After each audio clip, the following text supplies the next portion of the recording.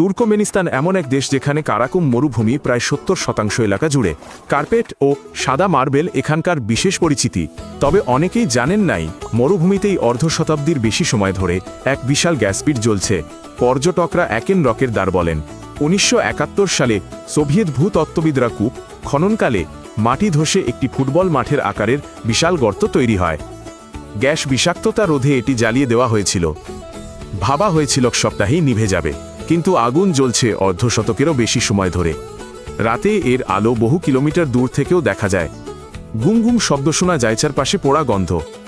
ব্লগাররা এর কিনারে ভিডিও করেনজ দিয়েও বাতাসের এক ঝাপটাই বিপজ্জনক হতে পারে। বালির রাস্তা ধরে যেতে হয়, যেখানে জীবগুলো ঢেউয়ে ভাষার মতো ডুবে যায়। তুর্কমেনিস্তান ইন্টারনেট বিলাসিতা স্বাভাবিক নয়।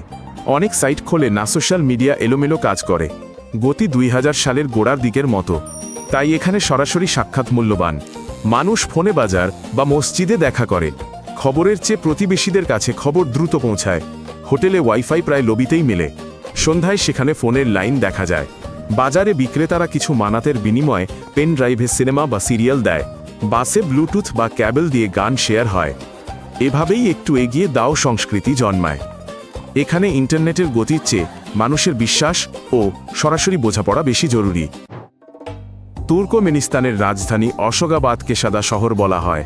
২০১৩ সালে ৫০০-র বেশি সাদা মার্বেলের ভবনের জন্য এটি গিনেস বুকে স্থান পায়। কিলোমিটার জুড়ে পালিশ করা মার্বেলের ব্যবহার। দুপুরের উজ্জ্বলতা চোখে ধাঁধা লাগায়, সানগ্লাস প্রয়োজন হয়। মরুভূমির মাঝে এটি এক বিলাসবহুল প্রদর্শনী। প্রশস্ত রাস্তা, সোনালি তোরণ ফরা বিশাল স্ক্রিন ও পার্কের মতো বাগান। সন্ধ্যায় পুরো শহর আলোকিত হয় যেন এক ফ্যান্টাসি ছবির সেট। তবে একটু ঘুরলেই ভিন্ন চিত্র, পুরনো সোভিয়েত স্থাপত্য চোখে পড়ে। বারান্দা থেকে ঝুলছে শুকানো কার্পেট। গরমে মানুষ বাজার ও চা দোকানে ছায়া খোঁজে। ট্যাক্সি চালকরা প্রধান এলাকা এড়িয়ে চলে, কারণ সেখানে ১ মিনিটও থামার অনুমতি নেই। তুর্কমেন গালিচা শুধু মেঝে সাজায় না, এটি চোখের মাধ্যমে পাঠযোগ্য পারিবারিক স্মৃতি। তুর্কমেনিস্তানের পতাকায় ৫ প্রধান উপজাতির নকশা। আশখাবাদ জাদুঘরে আছে বিশাল হাতে বোনা গালিচা। পরিবারের শ্রেষ্ঠ গালিচা শুধু উৎসবে পাতা হয়। এটি অতিথিদের প্রতি শ্রদ্ধার চিহ্ন। বিয়ের ভিডিওতে নকশা অবশ্যই ফ্রেমে চাই। অভিজ্ঞ কারিগররা নকশা দেখে অঞ্চল ও বংশ চিহ্নিত করেন। তারা সুতার ঘনত্ব ও লালের সঠিক ছায়া নিয়ে তর্ক করেন। রং তৈরি হয় গাছ ও পোকামাকড় থেকে। এমনকি কূপের জলও রঙে প্রভাব ফেলে। স্থানীয়দের কাছে গালিচা বংশের পাসপোর্ট ও পারিবারিক ইতিহাসের নীরব বিশ্বকোষ। কারাকুম খাল মরুভূমির স্বর্ণশিরা আমু দরিয়া থেকে ১৩৭৫ কিলোমিটার দীর্ঘ। পুরো দেশ জুড়ে এটি শহর, ফসল ও ক্ষেতকে পুষ্ট করে। এটি ছাড়া তুর্কমেনিস্তানে জীবন ভিন্ন রকম হতো। বাতাস বালিতে চ্যানেল ভরায়, যন্ত্র নিয়মিত পাড় পরিষ্কার করে। জলের পাশে নতুন গ্রাম ও খামার গড়ে উঠেছে।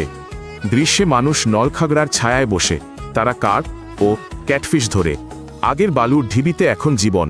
পশুপালকরা পশুর পালকে জলাশয়ে নিয়ে যায়। খাল হাজার হাজার মানুষকে কাজ ও ফসল দেয়। তবে বাষ্পীভবন ও চুইয়ে প্রায় ২৫% জল হারায়। তাই এটি কংক্রিট করা উচিত কিনা তা নিয়ে বিতর্ক চলে। এখানে জলের মূল্য ও বালুতে নদী ধরে রাখা মানুষের জেদ বোঝা যায়। তুর্কমেন বিয়েশাদি মানে শত শত মেহমান, বিশাল ডেকচি ও সকাল অবধি গান। মেলখোরেজরা বিশেষ কৌশলে সবজি মাংস কেটে স্নানের টবের মতো বিশাল ডেকচিতে হলুদ, গাজর, জিরা দিয়ে পোলাও রাঁধে। উঠানটি হয় উন্মুক্ত রান্নাঘর। মুরব্বীরা চাল দেখে তরুণেরা চা দেয়, প্রতিবেশীরা রুটি আনে। শব্দে কেউ অভিযোগ করে না, মন্দ সকলের। অতিথিরা টাকা দিয়ে শব্দ করে গোনে। বাদ্যযন্ত্রী রাকুশ ডেবডিলোক নৃত্য শুরু করে। অন্য শহরের আপনজনরাও এই এক সন্ধ্যার জন্য আসে। ভিডিওতে ডেকচির ভাবছুরির ঝিলিক। শিশুরা টেবিলের ফাঁকে মিষ্টি চুরি করে দৌড়ায়। আশখাবাদের প্রশস্ত প্রায় জনশূন্য সড়কগুলো যেন সিনেমার সেট।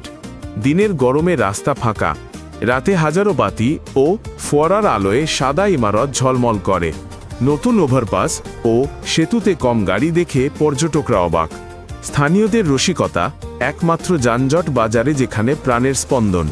মূল সড়কে হঠাৎ থামা বা মোড় নেওয়া নিষেধ। পুলিশি ঝামেলা এড়াতে ট্যাক্সি এসব এলাকা এড়িয়ে চলে। শহরটি সুন্দর আবার অদ্ভুতভাবে জনশূন্য। এই বৈপরীত্য ছোট ভিডিওতে দারুণ দেখায়। তুর্কমেনিস্তানের 2 কুঁজওয়ালা উট কেবল ছবির নয়, প্রতিদিনের প্রকৃত সহায়ক। এর দুধ, কাঁচা পানীয় ও টক তৈরি হয় পশম, উষ্ণ পোশাকের সুতা জোগায়ার বসন্তে হয় সহনশীলতা, গতির প্রতিযোগিতা। উট বালিতে চলে যেখানে জিপ আটকে যায়, কূপের অবস্থান জিপিএসের চেয়ে ভালো মনে রাখে। শহরের প্রান্তে রাস্তার পাশে উটের পাল ও চকচকে মার্বেল খিলান দেখা যায়। প্রাচীন মরুভূমি ও আধুনিক শহরের দারুণ বৈপরীত্য। দৈনন্দিন জীবনে উট ট্রাক্টর ও থার্মোসের মতো, এটি মাল টানে ও দীর্ঘ পথে জল সংরক্ষণ করে। কারাকুম মরুভূমি অসহ্য গরম ও ধুলোঝড়ের জন্য পরিচিত। কয়েক মিনিটের মধ্যে শহর ঘন পর্দায় ঢেকে যায়। আকাশ হলুদ হয়ে যায়, সূর্য দেখায় নিষ্প্রভ গোল। 1 ঘন্টায় জানালার কিনারায় মোটা বালির স্তর জমে। এমন দিনে পথচারীরা স্কার্ফে মুখ ঢাকে। বালিতে দোকানের দরজা চিরচির করে। কর্মীরা বরফের মতো রাস্তা থেকে বালু ধুয়ে ফেলে। ঝড় একের পর এক আসে, সব পরিকল্পনা পাল্টে দেয়। বিয়ে বাজার সব পিছিয়ে যায়। ছবিতেও তা স্পষ্ট। সাদা আশখাবাদ নরম ও পেস্টেল রঙের দেখায় যেন রেট্রো ফিল্টার। ঝড়ের পর পরিচ্ছন্নতা কর্মীরা কার্পেট ঝাড়ে। শিশুরা গাড়ির ধুলো মাখা কাঁচে নকশা আঁকে। বাতাসে ভেজা ধুলো ও নদীর নলখাগড়ার গন্ধ ভাসে। তুর্কমেনিস্তান বৈপরীত্যের দেশ। এখানে বালির মাঝে জ্বলন্ত গহ্বর আর ভবিষ্যতের শ্বেতপাথরের রাজধানী। ধীরগতির ইন্টারনেট আর পুরো গ্রামের বিয়ের উৎসব দেখা যায়। কার্পেট উপজাতির পরিচায়কার, পুরো মরুভূমি জুড়ে দীর্ঘ খাল রয়েছে। উটেরা সোনালি তোরণ ও ফোয়ারার পাশে হাঁটে। ধুলোঝড় শহরকে জলরঙের ছবিতে পরিণত করে। ঠিক এই কারণেই দেশটি দেখতে এত সুন্দর লাগে। তুর্কমেনিস্তান সম্পর্কে এই 10টি তথ্য। নতুন কিছু জানলে লাইক দাও। পরবর্তী মজার দেশ নিয়ে ভিডিও দেখতে সাবস্ক্রাইব করো। বিদায়।